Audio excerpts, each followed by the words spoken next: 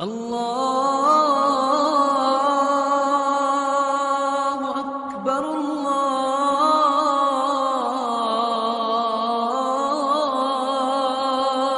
اکبر۔ میرے بھائیو، ہمارا نیا سال اب شروع ہوا ہے، جو ایک شخص عظیم الشان شخص کی شہادت کا پتہ بتاتے ہوئے آتا ہے کہ اس پہلی محرم کو اس شخص نے آنکھیں بند کی تھیں جس کو اللہ کے نبی نے اللہ سے مانگا تھا، یا اللہ مجھے عمر دے دے۔ اللہ کا دین ہے اتنا عظیم الشان دین، اس دین کی بلندی کے لیے اللہ کے نبی نے ہاتھ اٹھائے، اے میرے اللہ عمر بن خطاب کا تجھ سے سوال کرتا ہوں، اللہم اعز الاسلام بعہد العمرین۔ میرے مولا یہ دو عمر ہیں، ایک عمر بن ہشام ہے جو ابو جہل کہلاتا ہے، ایک عمر بن خطاب ہے، میرے مولا ان دو میں سے ایک دے دے۔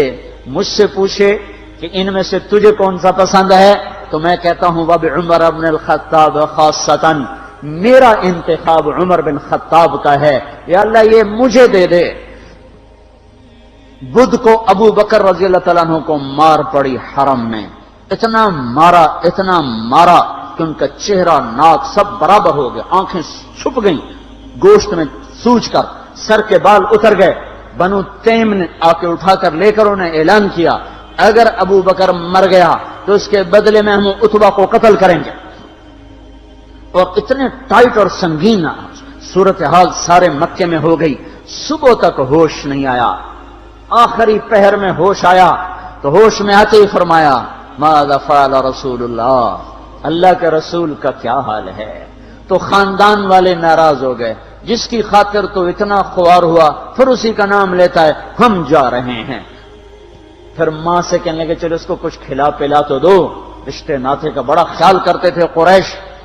ماں نے دودھ پلانا چاہا، کہا نہیں پہلے مجھے بتاؤ اللہ کے نبی کا کیا حال ہے پھر دودھ پیوں گا۔ تو ان کی ماں تو بھی مسلمان نہیں ہوئی تھی، کہ مجھے کیا پتا تیرے ساتھی کا کیا حال ہے۔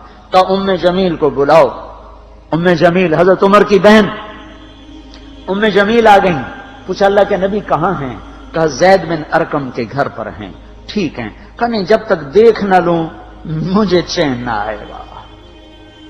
تو حال یہ تھا، ایک کندھا ماں کے کندھے پر ہاتھ رکھا، ادھر ام جمیل کے کندھے پر ہاتھ رکھا، گھپاؤں سے گھسٹتے ہوئے آپ زید بن ارقم کے گھر پر، گھر قریب تھا، دونوں ہی مسفلہ میں رہتے تھے، جس کو آج مسفلہ کہتے ہیں۔ مکہ ٹاور جو لوگوں نے دیکھا ہے، مکہ ٹاور کے پیچھے ہی ابو بکر کا گھر تھا، اسی طرف میں تھوڑا سا آگے زید بن ارقم کا گھر تھا۔ تو گھسٹتے ہوئے پاؤں کے ساتھ جب وہاں پہنچے، آپ کی جب نظر پڑی اللہ کے نبی کی تو گلے لگ کر آپ اتنا روئے کہ آپ کی ہچکیاں بند تھیں، پھوٹ پھوٹ کے روئے۔ موقع غنیمت جانا کہ یا رسول اللہ یہ میری ماں ابھی تک ایمان لئی، اس کے ایمان کی دعا فرما دیں۔ آپ کے ہاتھ اٹھنے تھے کہ ابوبکر کی ماں کا سینہ ایمان سے روشن ہو گیا۔ یہاں پھر آپ نے بے بس ہو کر کہا اے میرے رب ایک عمر مجھے دے دے، یا عمر بن خطاب دے دے، یا عمر بن ہشام دے دے، اور میں عمر بن خطاب مانگتا ہوں۔ یہ جمعرات کو رات کا واقعہ، بدھ جمعرات کی درمیانی رات کو دعا مانگی گئی ہے۔ ادھر صبح مشورہ ہو رہا ہے کہ محمد کا صلی اللہ علیہ وسلم کا کام بہت تیز ہو گیا ہے، اس کا کیا کیا جائے؟ مختلف رائے، عمر کی رائے آ رہی اسے قتل کر دیا جائے، عمر کی رائے آ رہی ہے قتل کر دیا جائے۔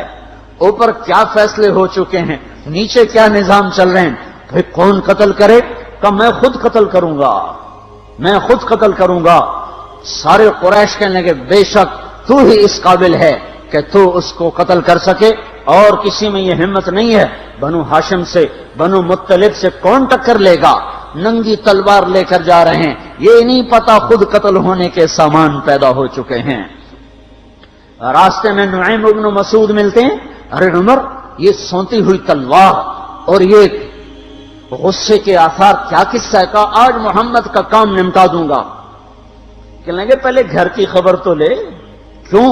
کہا تیری بہن مسلمان ہو چکی ہے، تیرے بہنوں ہی مسلمان ہو چکے ہیں۔ سارا غصہ ادھر منتقل ہو گیا، سیدھے پہنچے دروازے پہ دستک، وہاں خباب رضی اللہ تعالیٰ عنہ وہ ان کو قرآن پڑھا رہے تھے، دستک دی، جمیل نے ہوئی تو عمر آ گئے، خباب بھاگ کے اندر چھپے اور اندر تشریف لائے، آتے ایک تھپڑ مارا بہن کے منہ پر کہ تو بے دین ہو گئے، اور بہنوئی کو گرا کے مرنا شروع کیا، خون و خون کر دیا۔ سعید بن زید، یہ بھی عشرہ مبشرہ میں سے ہیں، سعید بن زید۔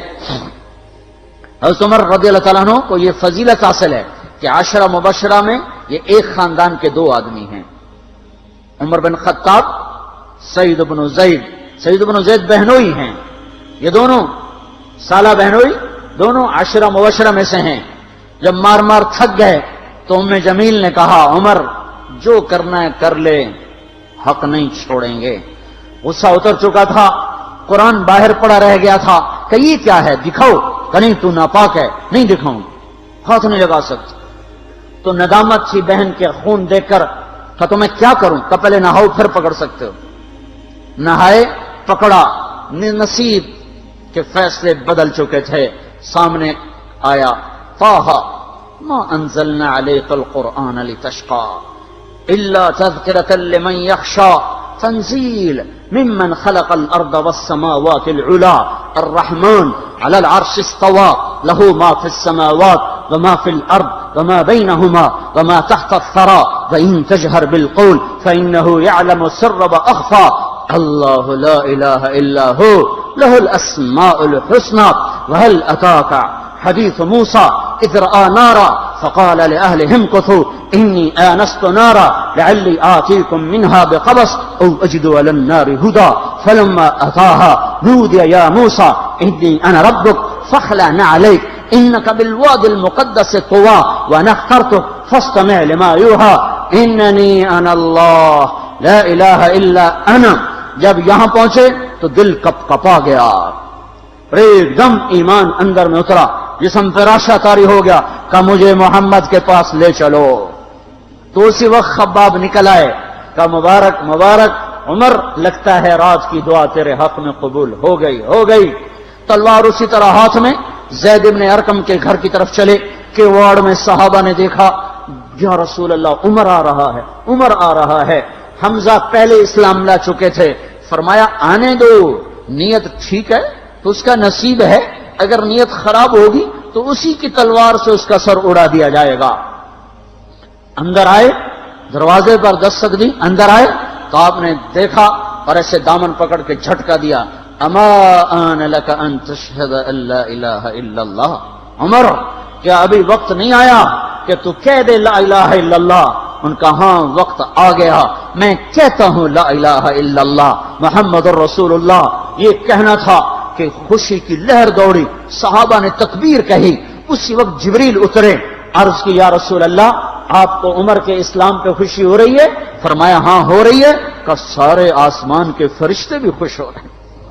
کیا عمر مسلمان ہوا، کیا ماؤں نے لال جنے تھے، کیا دھرتی نے انسان دیکھے تھے، آج تک دنیا ایسا بادشاہ نہ دکھا سکی